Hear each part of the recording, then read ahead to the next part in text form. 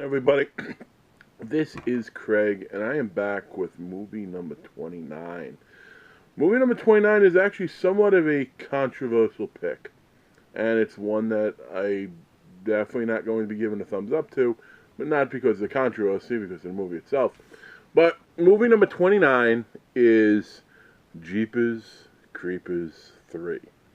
Now, the controversy that I talk about, I mean, by now, all horror fans know the director and writer, for that matter, which I don't think a lot of people realize, is a pedophile, convicted, sexually assaulted a child on a clown. Was it Clown House? Clown. I didn't see that particular movie because I didn't know about it until I heard about the incident, and then I would not go backtrack or could see that at all. Thing is, so this time he got out, and somehow he's working in the industry again, which I don't know. I don't know if that's the greatest move, but I'll be honest, I had no idea about any of this until long after Jeepers Creepers 2. So I don't know how that was kept such a secret, but it was. So I did see Jeepers Creepers 1, I saw Jeepers Creepers 2, and I'm a very big fan of them. I think Creeper is one of the better done villains in horror. And so when I heard about Jeepers Creepers 3, I was excited. I want to see it in the theater.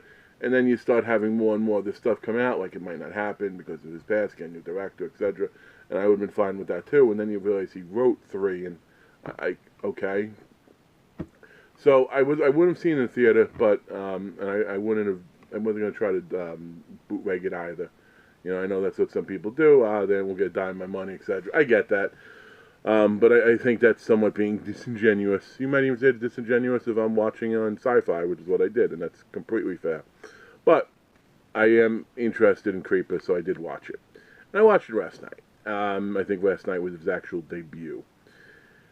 It was One, it was confusing.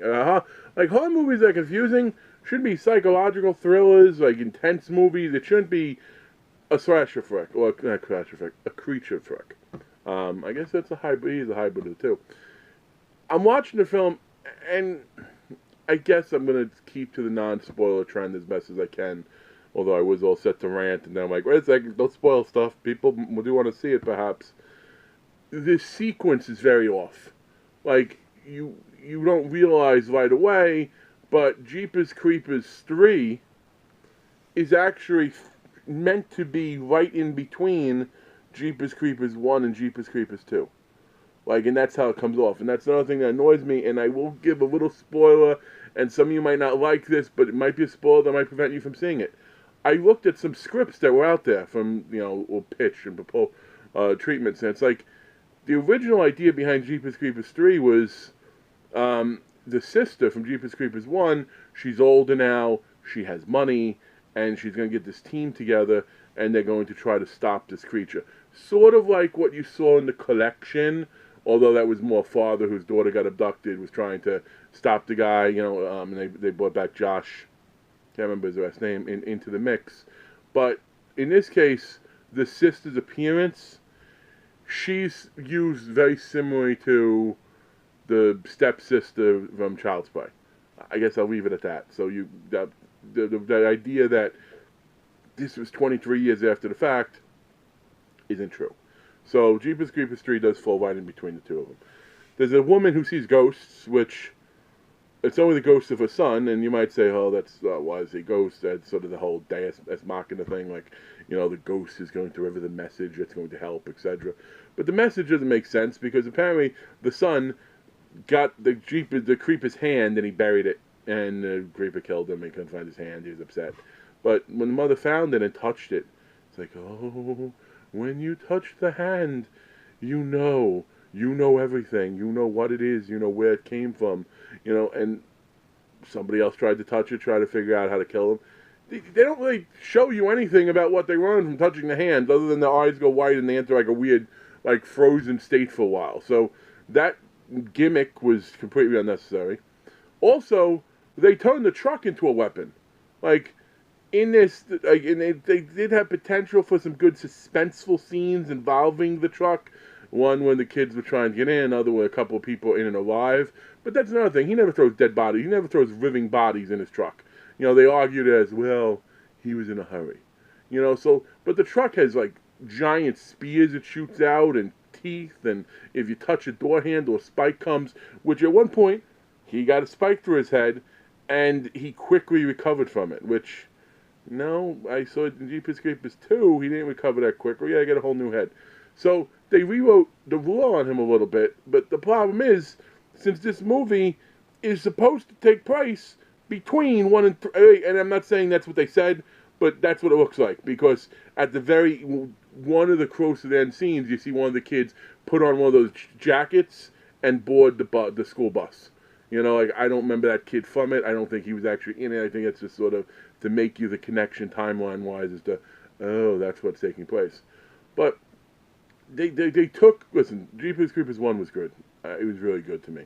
Jeepers Creepers 2 was good too, for different reasons, you know, more higher body count, more sort of that, oh no, what's going to happen, suspense. And you saw that girl there who did see the ghost too of Justin Long's character, which, like, can't kill the ghost device completely, but, you know, like, they were actually talking about Jeepers Creepers. Like, people from 1, people from 3 were referencing, oh, that's why he's called the Creeper, when no one ever heard of him before. Like, and that's supposed to be between the 2 movies. Like, it's just, you know, and where was during this whole hunt the guy from 2 with a spear gun, because he was in it. He wasn't in it at all, yet he was a big part of catching it. Like, I don't know, I guess he's going to come after when the school bus stuff happens. Jeepers Creepers 3, unfortunately for me, is a very disappointing thumbs down. And it's not only because of the director issue, which, I mean, it's the fine line when people talk about, like, oh, if you watch the movie, you support that. That's kind of crazy. You know, but again, that's how I feel about it anyway. I don't think I'd spend money on him. Actually, no, I'm afraid that I wouldn't spend money on him. I would completely boycott any con where he was at. Like, that to me would be, you know, no. But as far as seeing the movie or not, it is made, and a lot of other people's lives are affected.